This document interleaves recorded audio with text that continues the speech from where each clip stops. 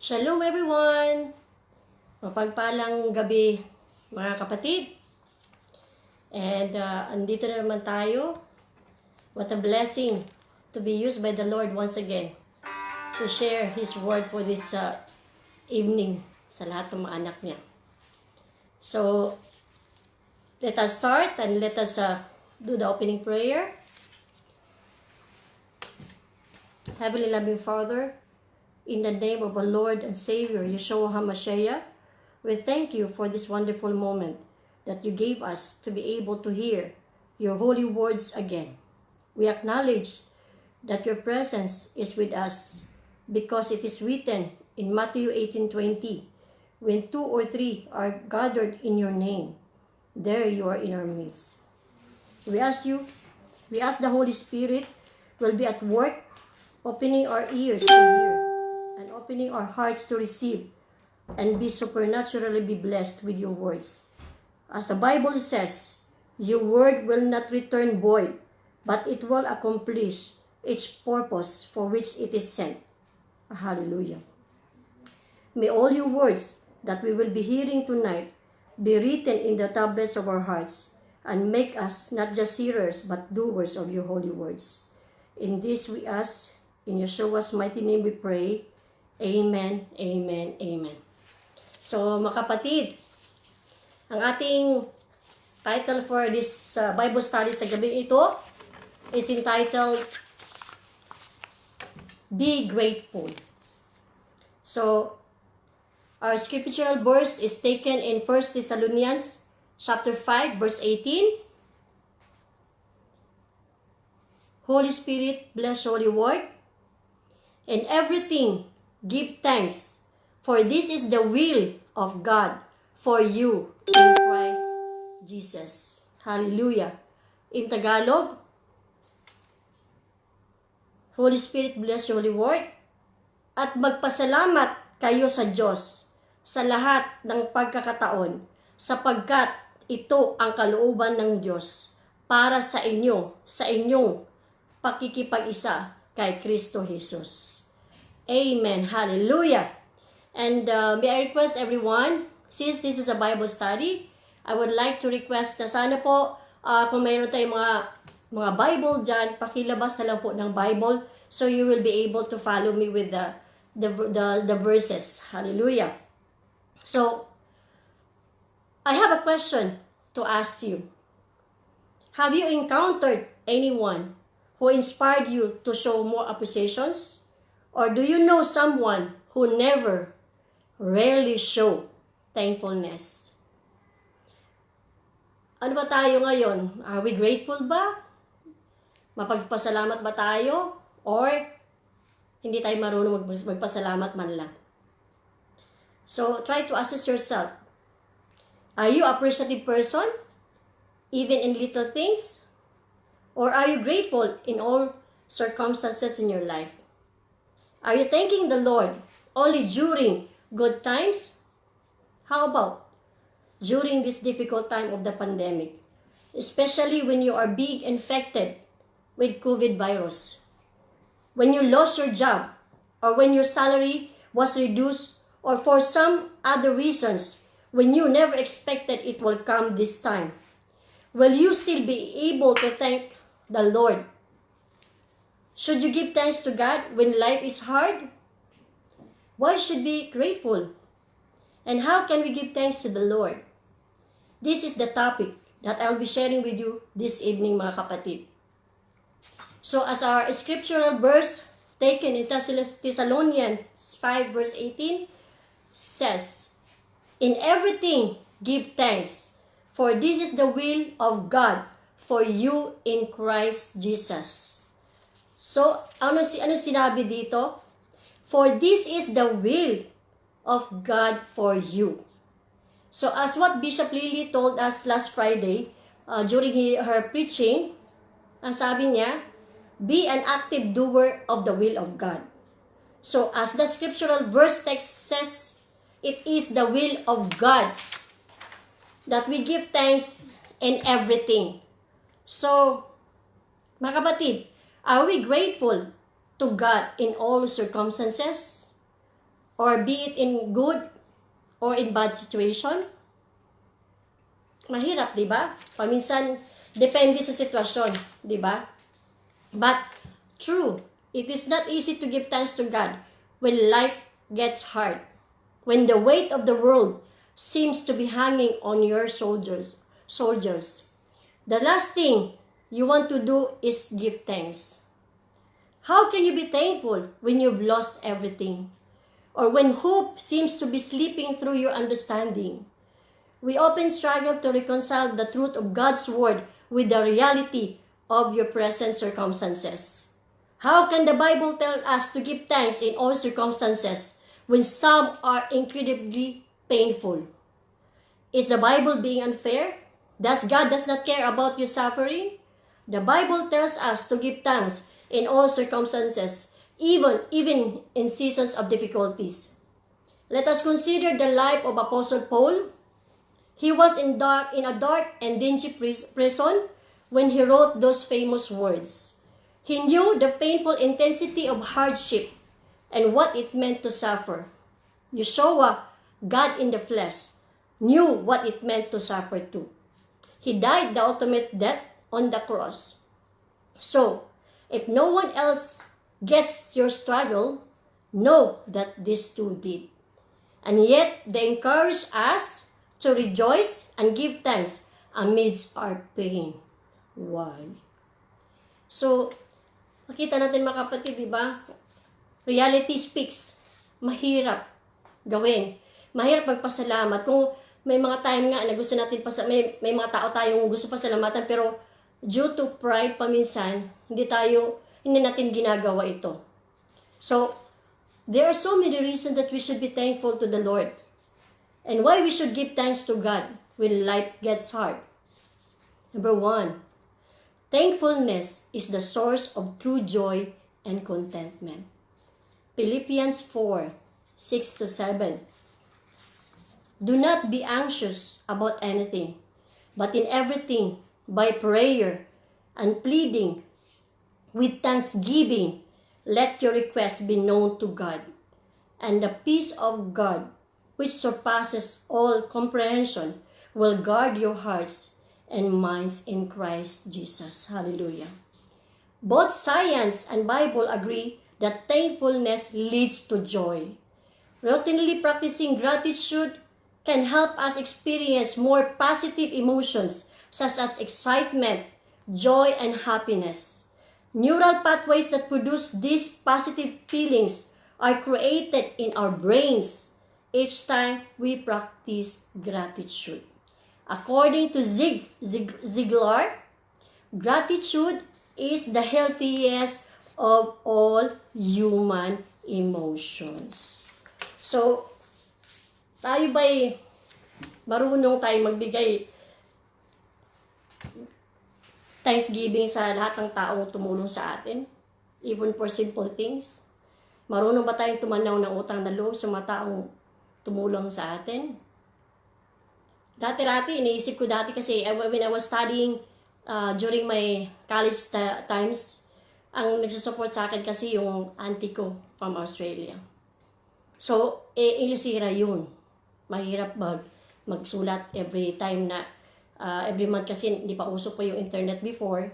So, usually we communicate through letters lang siya. And even telephone kasi, wala kaming telephone.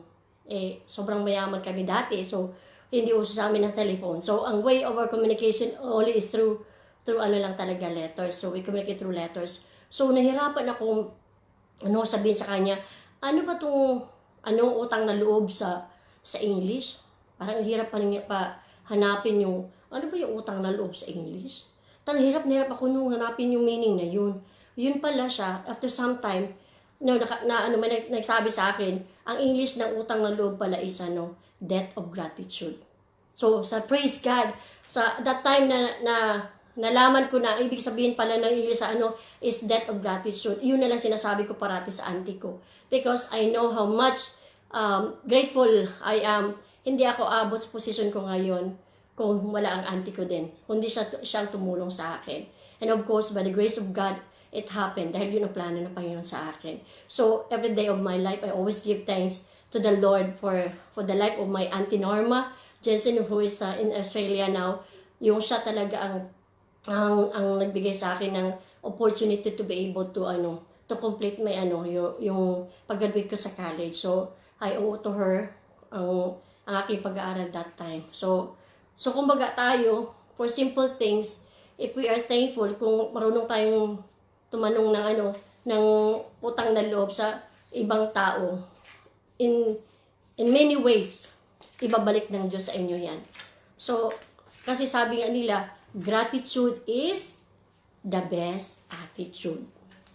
Again, gratitude is the best attitude.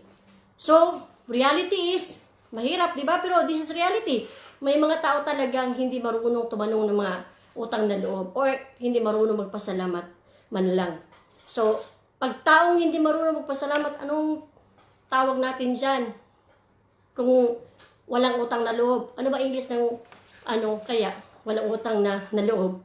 There's no debt of gratitude siguro. So, reality is, there are still some people who are ungrateful. Sorry to say, but meron talaga. Who shows no gratitude. In short, walang utang na loob.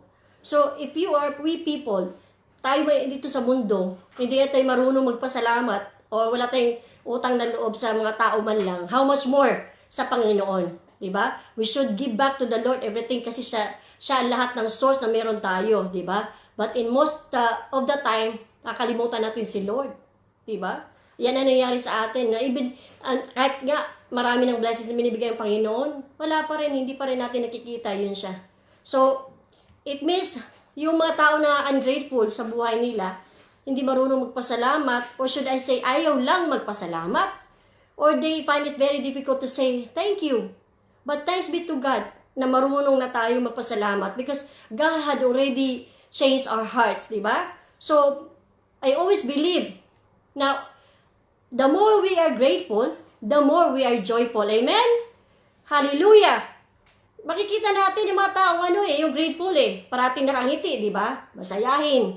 Di ba? Nakikita natin yan. Pero yung mga taong hindi marunong magpasalamat o yung hindi marunong mag-appreciate. Di ba? Nakikita natin, reklamo, na puro na lang nasa isip, pera-pera na lang, di ba? So, hindi naisip yung simple bagay na hindi nabibili ng pera.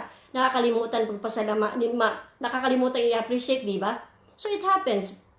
Talking about experience, there are some people that I have known, I have met, na ganun pa rin ang attitude kahit Kristiyano na, nandun pa rin yung old self na hindi man lang marunong magpasalamat sa mga bagay na hindi kayang bayaran ng pera. Pero, anong gagawin natin, di ba? Hindi nga, we cannot please everyone. So, sa atin na lang, tayo na lang maintindi, ipagdasal na lang natin na in one day, ma-realize din nila na kahit papaano, nakatulong ka, or kahit papaano, God had provided ang pangangailangan. So, kahit okay lang sa atin na hindi tayo pasalamatan si Lord. Amen? Kasi, ang point is, we are just instrument of the Lord. If God wanted to bless somebody, God is going to use someone. And we are blessed if that someone, tayo yun. Amen? Na tayo yung ginagamit ng Panginoon para to extend His help to that particular person. So, give glory to the Lord. Dahil ngayon, ay marunong na tayo magpasalamat. Amen? Hallelujah. So, Philippians tells us that instead of being anxious about life's circumstances, we should present them to God with a heart of thanksgiving. When we do this, the Bible promises that the peace of God will guard our hearts and minds. Gratitude brings peace. Amen? So how it is possible? Now, instead of focusing on the present circumstances before us, we begin to think about God and how good He is despite it. We remember His character and realize that even in the pain, He is faithful to us. Both science and the Bible teach us that we receive supernatural peace and joy when we approach life with a heart of thanksgiving. So, I have a testimony po. During the time that 5 of us in the house got infected with COVID-19, last December, si Kuya June, Si Mr. Eli Reyno got infected on December 15. I was infected on December 16. And December 17, John Robert, John Andre, and Malo. So, 5 of us in the house got infected with corona. So, the good thing is, we're still thankful to the Lord for the experience. If we are not having the relationship with the Lord, probably we are so fearful or takot na kami. But we look up to the situation positively. That in every situation, there's always a reason and purpose why we need to go through with the situation. We might not be understanding, bakit? Bakit kaya nangyari sa amin yon? Probably, kanya-kanyang reasoning. Lumalabas, narinig namin dito, left and right, keso ganito, ganyan-ganyan. So, we are not here to judge someone. Kung nangyari man sa amin to, God has His own purpose. Kung ano yung purpose ng Lord, let it be done. Kung hindi man namin maintindihan, hindi nyo maintindihan. But we believe something good will come out of that situation. And thank God, we continued with our nightly prayer, praising and worshiping the Lord in our room.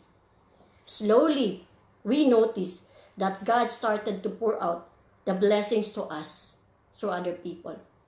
So, in this moment na kami po ay natamaan, to God be the glory. God had shown His love to us through other people, through other brethren, through other people who are unbelievers in fact.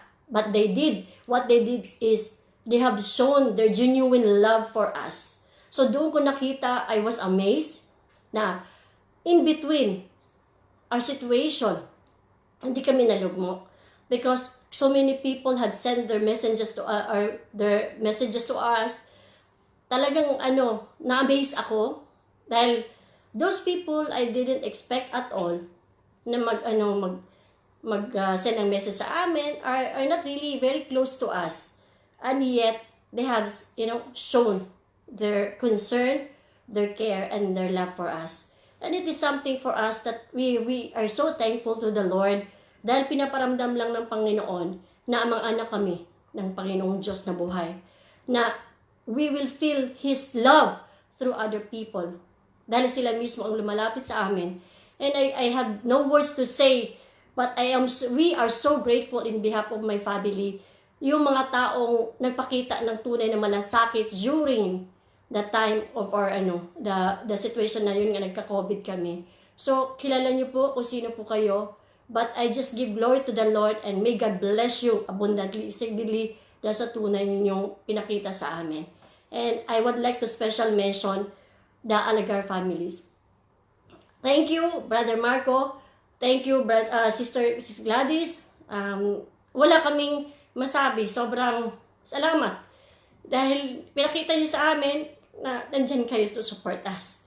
And some of our friends who are not actually in the church, but they have, sent, nagpadala talaga ng mga supplies.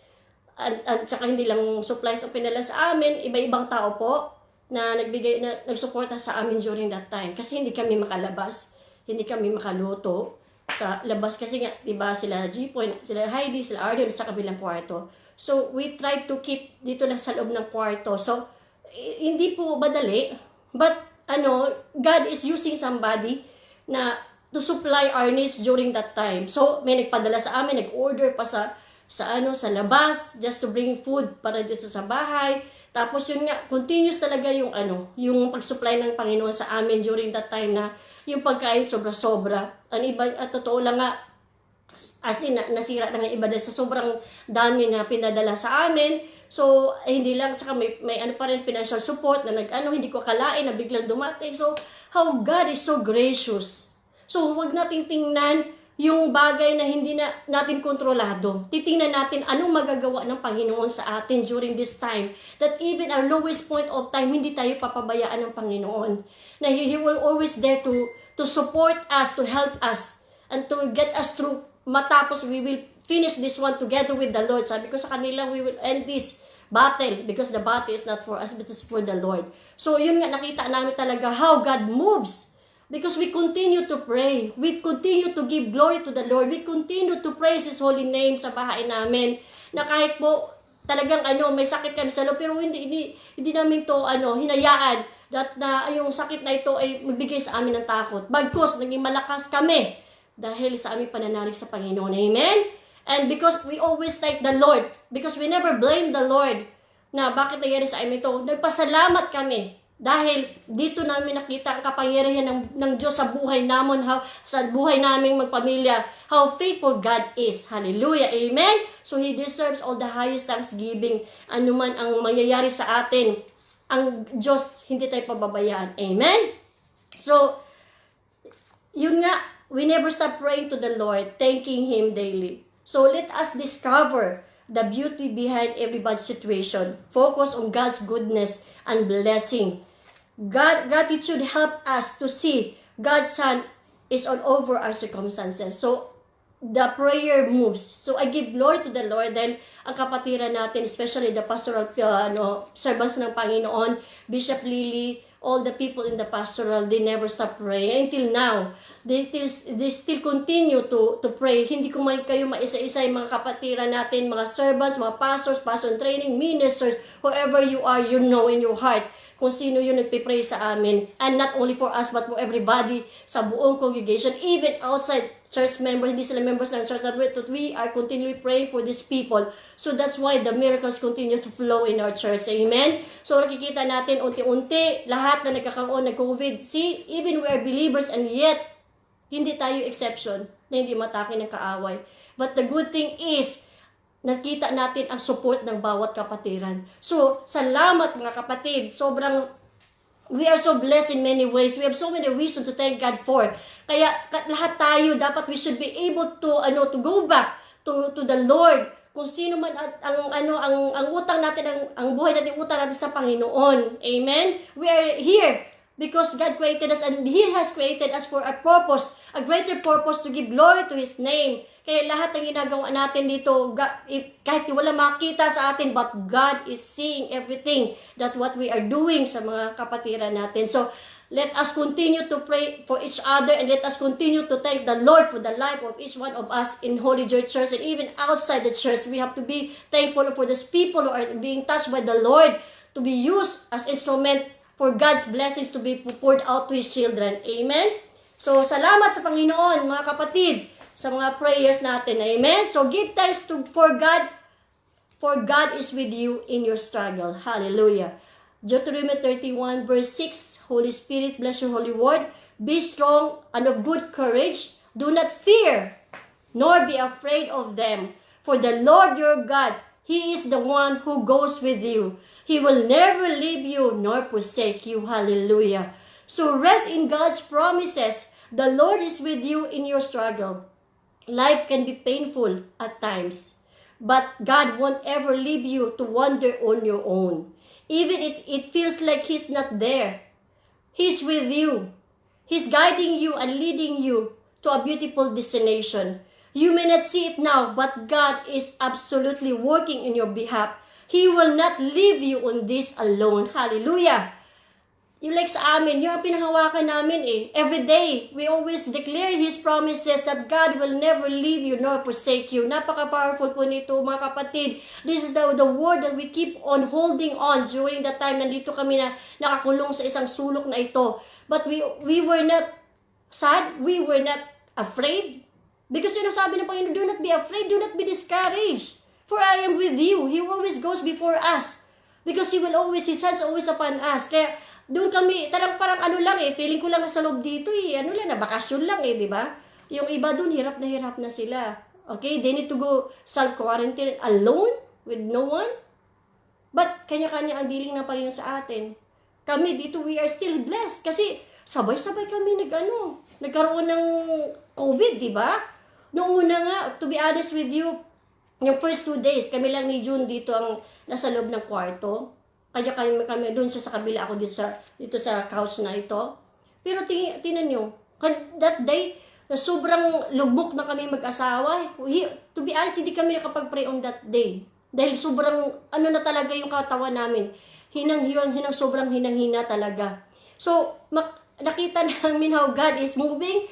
Kasi kaming dalawa, dahil naghina talaga kami, although the prayer still continues sa kabilang kwarto, naririnig namin, they are praising the Lord. So, in between the time na talagang kami dito natawa ng COVID, we never stop praising the Lord. So, nandito kaming dalawa, nalugbo kami ni June, halos hindi makabangon for the first 2 days.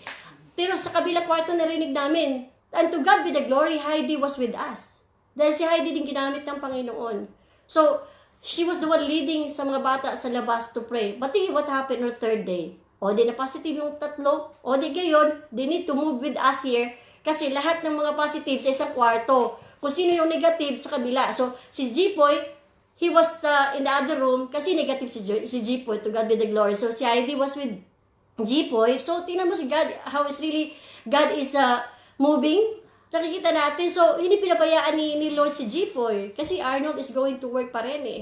Hindi siya, ayaw niya talagang, hindi mag-report sa trabaho. Kasi for the reason na wala ding mag-support sa family niya. To God be the glory, Arnold is still okay. He's perfectly fine. So, wala talagang nangyari sa kanya. So, thank God. That is something that we should be thankful for the Lord because of the protection with Arnold, Heidi, and Jipoy. So, nakita natin, so God has another purpose. So, He never left us alone, mag-asawa dito, dahil lang hina kami talaga during the past 2 days. So, yung tatlo, they moved with us. So, what we can do, we need to pray. So, nangyari, yung kami limya dito. Nag-pray kami. So, to God be the glory, dahil yun ang purpose ng Panginoon. So, they have to join us. Kumbaga, join with the team with the positive dito sa loob ng kwarto namin. So, welcome aboard.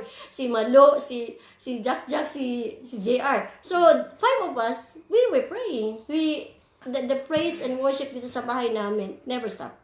So, nakita natin, di ba? So, masaya pa rin kasi nandito kami, 5 kami.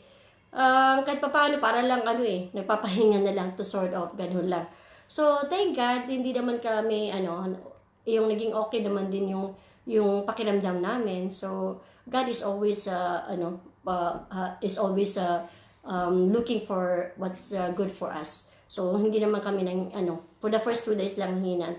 But on the third day, yun, naging okay naman din. Salamat sa Panginoon. So, sometimes tough times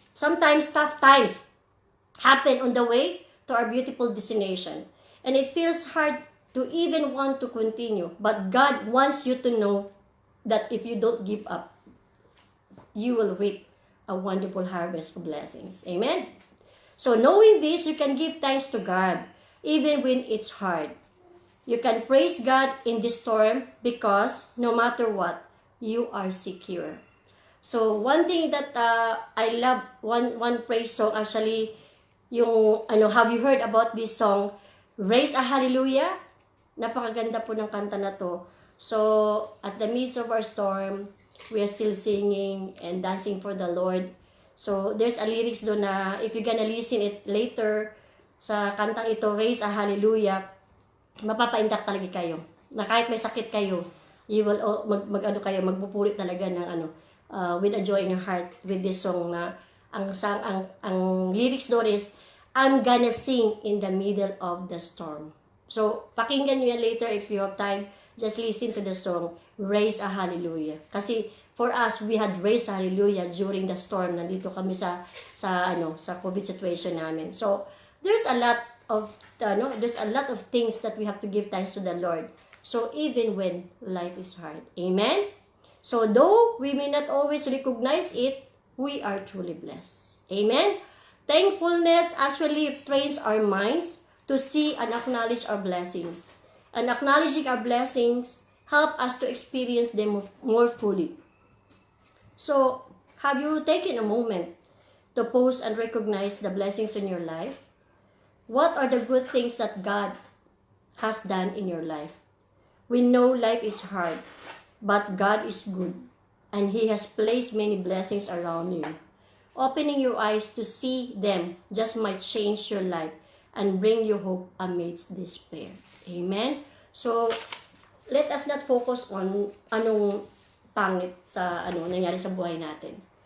Because we have to always believe na kailangan i-break ng Panginoon at times para maging buka. Amen? So, one of the examples that was shown in the Bible is like we have to look the life of Job.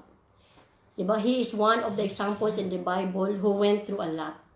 Hindi lang sa a lot, diba? He lost everything. But he never lost his faith in God. Even his wife told him to curse God. But he stood in his faith. Diba? So, what an attitude.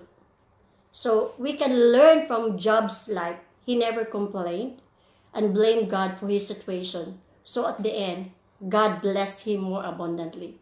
So, let us just read Job chapter 2, verse 10. Holy Spirit, bless your holy word. But he said to her, because yung asawa niya wanted Job to curse the Lord. Ang sabi ni Job dito, ito sabi niya, but he said to her, you speak as one of the foolish women speaks. Shall we indeed accept good from God? And shall we not accept adversity? In all this, Job did not sin with his lips. So Job, and we will go to Job 1 verse 21. And he said, naked I came from my mother's womb, and naked shall I return there. The Lord gave, and the Lord has taken away. Blessed be the name of the Lord. Hallelujah. What an attitude. Ganito ba tayo? That amidst Job's adversity, he was still praising God. Give thanks because it is God who gives and God takes away. God knows what He's doing for us. It could not be wrong, only be right. It is for the good, better, or probably best for us. God's dealing might not be easy, but trust in the Lord, for He is in control of everything. Hallelujah. So nakita natin what Job was showing to us, di ba? Ganito ba tayo? Kaya natin gawin yung ginawa ni Job? Yun ang question natin, tanong sa sarili natin ngayon. Kasi most of the times, most people also, especially they don't have relationship with the Lord, they tend to blame the Lord for whatever they're going through. Ang daming question, Lord, bakit? Lord, why is it happening to us? Bakit nangyari sa akin ito? We keep on asking God, and also, the worst thing is we blame the Lord. But we should always remember, God has His own plans for us. And whatever the plan is, it's always best for us. Amen? So, hindi man natin maintindihan yan at times, but we need to rely on God's promises. Amen? Hallelujah. So, when you thank God, even in the bad times, your faith grows. Amen? Again, listen carefully. When you thank God, even in bad times, your faith grows. Hallelujah! Amen! Kaya itong pag tayo kumbaga, we need to go through with a tough situation because God is trying to test us. Saan ba yung faith natin? Saan na? So, when we're going through a tough situation, dito talaga namumold kung gaano tayo ka-dependent sa Panginoon. Kung tayo ba'y matitinag dahil sa takot or no. Because the more we will get strength, maging malakas tayo dahil alam natin, God is with us. Amen? Hallelujah! Number 3, thankfulness brings blessings and miracles. Hallelujah! Yeshua never stopped thanking God because giving thanks brings miracles. Hallelujah! Basahin natin Matthew 15, verses 36 to 37, when Jesus fed 4,000 men. Holy Spirit, bless your holy word. And He took the 7 loaves and the fish and gave thanks, broke them and gave them to His disciples, and the disciples gave to the multitude. So they all ate and were filled, and they took up 7 large baskets full of the fragments that were left. So, nakita natin dito, Jesus prayed and He gave thanks for the bread and the fish. And what happened? The miracle came, right? And even after feeding the 4,000 men, there were even leftovers, na sobrang daming leftovers din. So nakita natin, it was overflowing. Amen? So let us read on John 11, verses 41 to 44. Jesus raised Lazarus from the dead. Hallelujah. We know how Jesus loved Lazarus. And one of the reasons Jesus, when I read the Bible, it was only 2 times, I believe, that Jesus really wept. And this is the one of the reason that Jesus was weeping was dahil kay Lazarus. Because he loved so much Lazarus that he was moved to tears. So nakita natin that Jesus was loving us. But nakita natin dito sa Bible that Jesus really showed affection and his love and compassion sa mahal niya, kung sinong mahal niya talaga. So nakita natin na napakasarap ng gano'n, no? na ang Diyos umiyak para sa iyo. How blessed, di ba? So Holy Spirit, bless your Lord. Then they took away the stone from the place where the dead man was lying. And Jesus lifted up his eyes and said, Father, I thank you that you have heard me. And I know that you will always hear me, but because of the people who are standing by said this, that they may believe that you sent me. Now, when he had said these things, he cried with a loud voice, Lazarus, come forth. And he who had died came out bound, hand and foot with grave clothes, and his face was wrapped with cloth. Jesus said to them, loose him and let him go. Hallelujah. So we can see, di ba, nakita natin after praying of thanksgiving, miracles happen. For sure, many of us have different testimonies, how God moved after prayed with thanksgiving.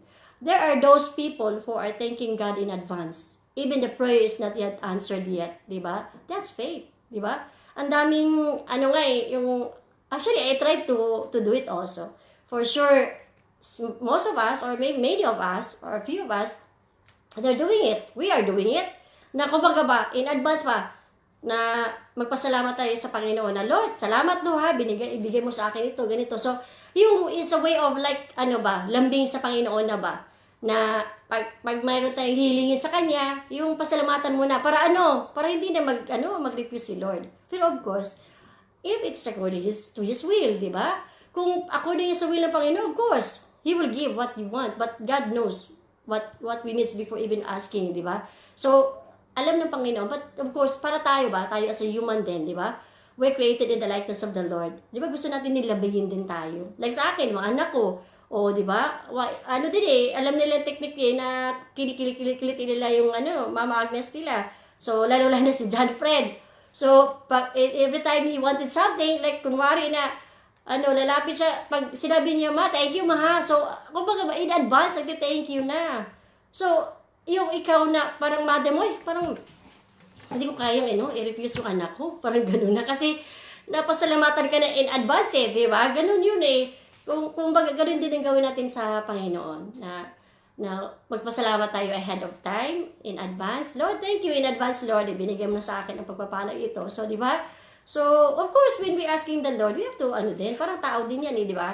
Na, you have to smile din. Kasi, di ba, pag ka naman ng, like sa akin, kung kahit yung anak ko, lapit sa akin, salamat, Ma, sa bigay mo. So, hindi, yung sa akin, hindi yung pleasing, di ba? So, pinaboy din, kunting lambing ba? Yung ka din, Lord, salamat, Lord, ha? Thank you, Lord. Ito na, parating na aking pagpapala, di ba? Ganun din. Dapat ganun tayo, di ba? Amen? So, thank God. Dahil inikakaroon tayo ng faith, Kasi, pag ini-exercise natin ito yung nagpapasalamat in our advance, we're exercising our faith that we are believing that it will come. Na kahit hindi pa nakarating, ayan, salamat, Lord, at dumating na. Amen? Hallelujah! So, see, only Jesus, that's only the example that I'm giving you is yung like ni Jesus lang, how He's thankful. But actually, even Apostle Paul has shown also how he's praying.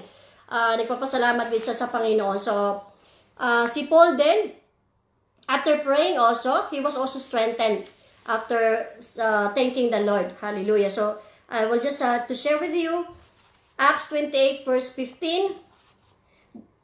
The brothers and sisters there had heard that we were coming, and they traveled as far as from the forum of Appius and the 3 taverns to meet us. At the sight of these people, Paul thanked God and was encouraged. So, see, as we can see, after Paul prayed, then he was strengthened and he was encouraged after giving thanks. Amen? So, who is the source of our strength? Diba si Lord?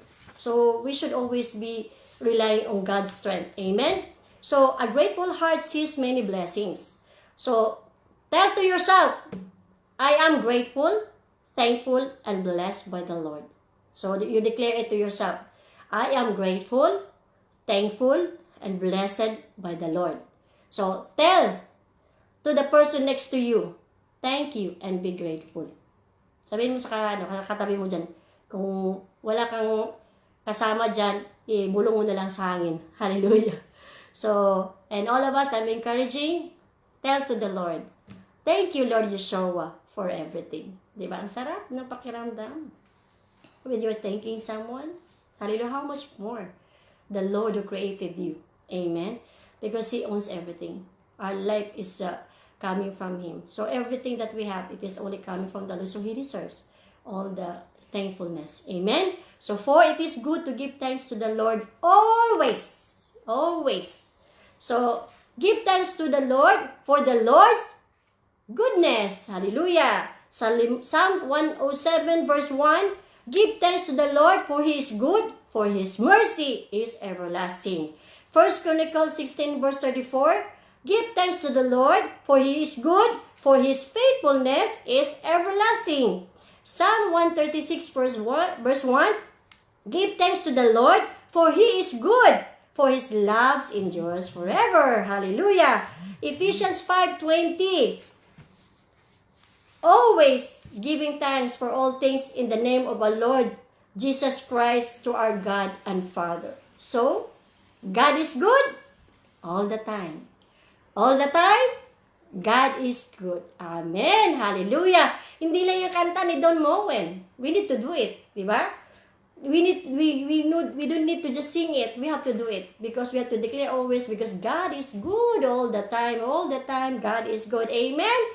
He deserves all the highest thanksgiving, praises, honor, and glory. The more grateful you are, the more you will be blessed. Amen? Amen? Amen. Of course, I believe that the more grateful you are, the more you will bless. Okay? The more you will be ungrateful, the more will be, alam mo yun na, ang mangyayari dyan. Pag ungrateful ka, anong mapapala mo? Ang maanin mo, pag hindi ka marunong magpasalamat, hindi ka marunong tumanaw ng utang na loob, lalong-lalo na sa ating Panginoon. Amen? So, give thanks with a grateful heart. Diba may kanta yan? Give thanks with a grateful heart. Parang sarap diba kumanta ng ganyan na papasalamat tayo sa Panginoon. I give glory to the Lord because when we're asking that, Lord, ano kaya ang aking i-share, Lord? Ano kayang message mo para sa mga anak mo, Panginoon? And then suddenly, out of, nowhere, bigla na lang, kakanta ko bigla na give thanks to the Lord. So, I believe God wanted to remind us once again that there is something that we should be thankful to the Lord. And we owe everything to God. So, it's a reminder for us now na we need to really give, thanks sa ating Diyos na makapangyarihan na gumawa na lumikha sa ating lahat. Amen? So, hindi lang tayo magpasalamat sa tao. Kung tayo nga nagpapasalamat tayo sa mga tao, di ba? How much more sa Panginoon? Amen? So, Psalm 9 verse 1. I will give thanks to the Lord with all my heart. I will tell of all your wonders. Psalm 86 verse 12. I will give thanks to you, Lord my God, with all my heart. And I will glorify your name forever. So our gratitude glorifies God. As we exalt not the gifts, but the giver.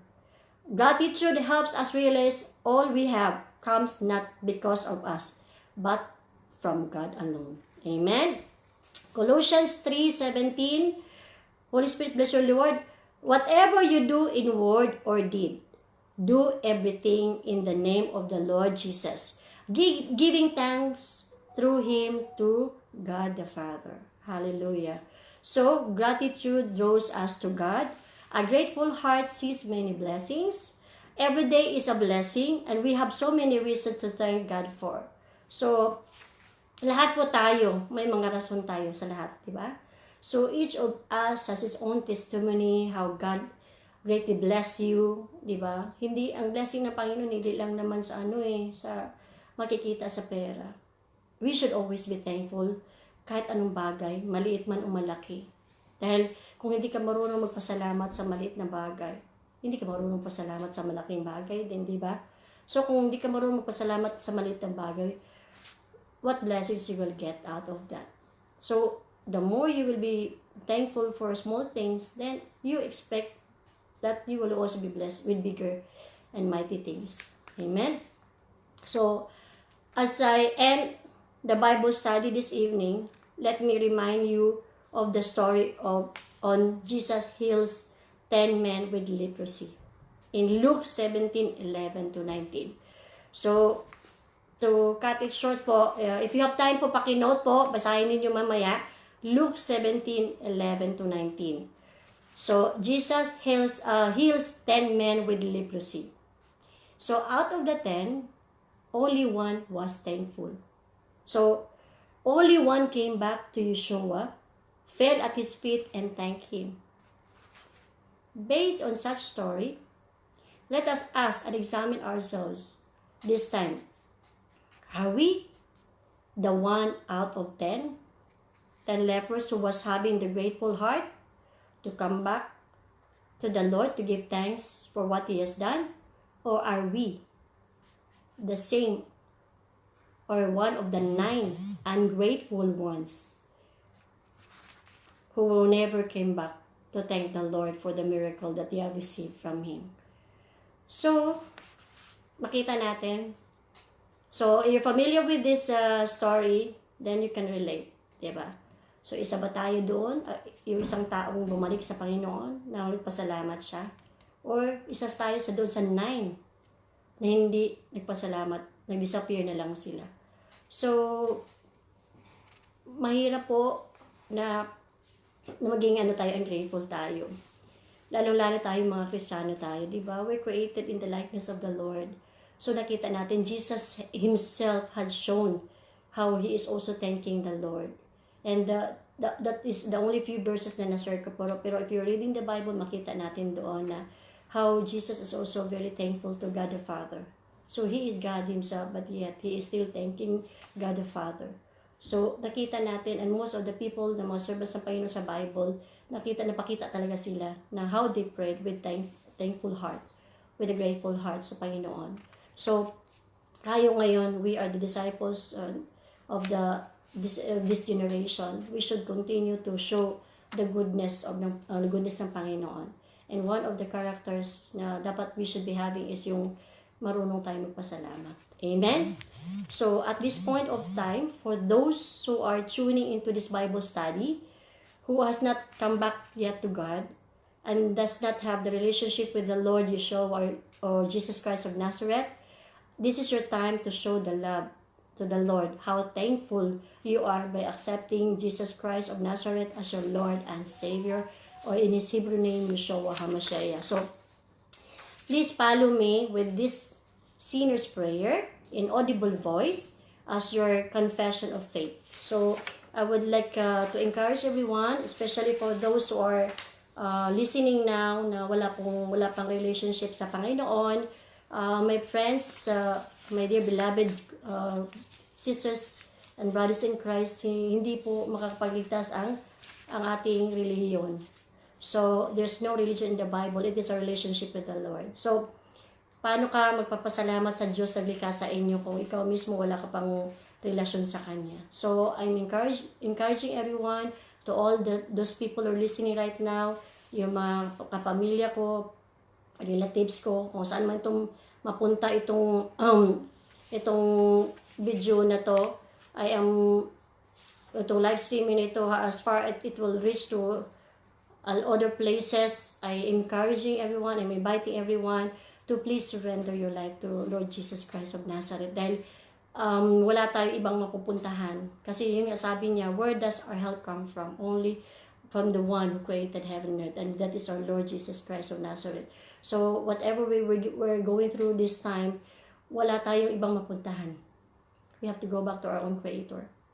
And who created us? It is God, the Father, Lord Yeshua, Messiah, Jesus Christ of Nazareth. So, let us come back to Him and let us continue to show the goodness of ng Panginoon. So, I will continue to pray for you. So, let us come back to Him and we offer our lives and surrender our life to Him. And we will see how God will move miraculously in our lives. Even in the hardest time, we will not be afraid because God is with us. Amen? So, please follow me in the sinner's prayer. And please confess it with your mouth. You have to declare it from your heart, from your mouth, and believe it in your heart. Hindi lang po pwede na mag-follow kayo, na magpipray lang kayo sa sa nguso, wala sa puso. Amen? So, I encourage everyone, please pray from the heart. Hallelujah. So, let us pray. Heavenly Father, I thank you for the life you have given me. I come to you in prayer, asking for the forgiveness of my sins. I confess with my mouth and believe with my heart that Jesus of Nazareth is your Son, and He died on the cross at Calvary that I might be forgiven and have eternal life in the kingdom of heaven. Father, I believe that Jesus of Nazareth rose from the dead, and I ask you right now, Lord Jesus, to come into my heart and be my personal Lord and Savior. I repent of all my sins, and I will worship you all the days of my life. Because your word is truth, I confess with my mouth that I am born again and cleansed by the blood of Jesus of Nazareth. Please write my name in the book of life and send the Holy Spirit to help me to live a life worthy and pleasing to you. In Jesus' name I pray. Amen. So, welcome to the family of God. Hallelujah. So, as you accept Jesus as Lord and Savior, the angels in heaven are rejoicing for one soul saved. Hallelujah. And give glory to the Lord. So, conclusion. Giving thanks in everything is doing the will of the Father. Yeshua said in Mark 3:35, "For whoever does the will of God, this is my brother and sister and mother." 1 Chronicles 16:8, Psalms of Thanksgiving. Give thanks to the Lord. Call upon His name. Make His deeds known among the peoples. So, my beloved brothers and sisters in Christ, let us start each day with a grateful heart. Let us embrace a life of gratitude. What a joy it is to receive a simple thank you from someone. A simple act of thanksgiving and gratitude will make a difference. It pleases the Lord. Amen. We will get more than we deserve when we consistently show gratefulness. Hallelujah. Let us all remember that even though we are in the darkness days of our life, let us look up to the one who gives us the light, Yeshua HaMashiach. He is still sitting on the throne, worthy to be thanked for all He has done for us. Hallelujah. To God be the glory. So I praise God and give glory to the Lord for this wonderful opportunity that He has given us this evening to be able to hear His word and to be reminded always that whatever we're going through this time, life is not perfect, especially during this time of pandemic, because we don't know what's going to happen next. But one thing for sure, as long as we believe that on God's promises, because His words will never fail us, and His words are true, and His words are living. So we have to always hold on to His promises. And the more we are grateful to Him, the more He will be bless us. Amen?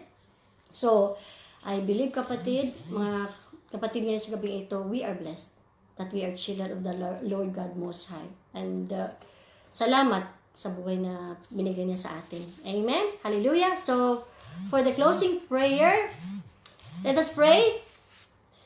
Heavenly loving Father, in the name of our Lord and Savior, Yeshua HaMashiach, we thank you for your love, compassion, mercy, and grace upon us.